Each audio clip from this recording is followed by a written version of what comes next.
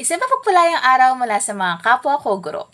Bilang hudyat na pagtatapos ng ating kurso sa Principles and Methods of Teaching and Values Education, mayroon itong tatlong pangunahing bagay na ikinintal sa aking isipan.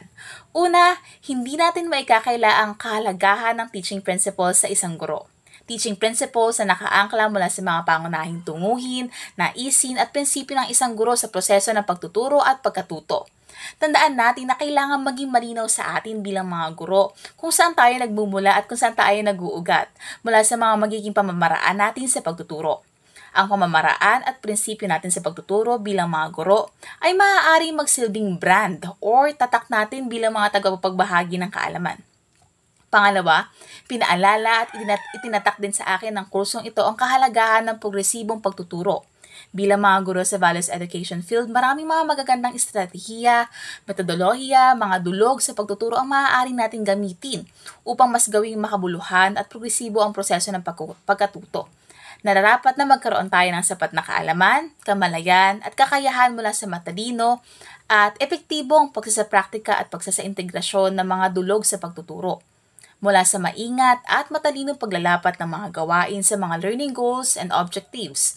Dahil tandaan natin na nakasalalay sa matalinong pagpili ng guro ang direksyon at daloy ng pagkatuto.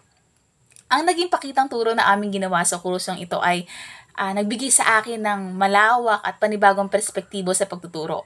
Napagtanto ko na ang proseso pala ng pagtuturo ay tunay na objektibo, buhat sa kronolohikal na ayos nito at proseso nito.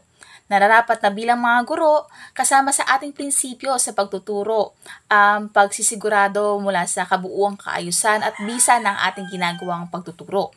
Nararapat na sa pagpili natin ng mga dulog sa pagtuturo ay naisasaalang-alang din natin ang kabuuang pangangailangan sa pagkatuto ng mga mag-aaral at ating natutugunan iyon.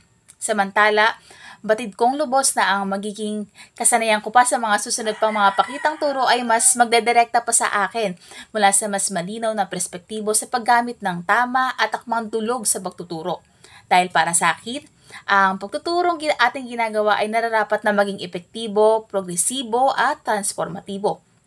At bilang tayo ay nasa Values Education field, may malalim na pagpapahalaga hindi lamang sa mastery of content, ngunit maging gayon din ang mas malalim na pagkilala at pagsasabuhay ng mga konseptong ating natututunan.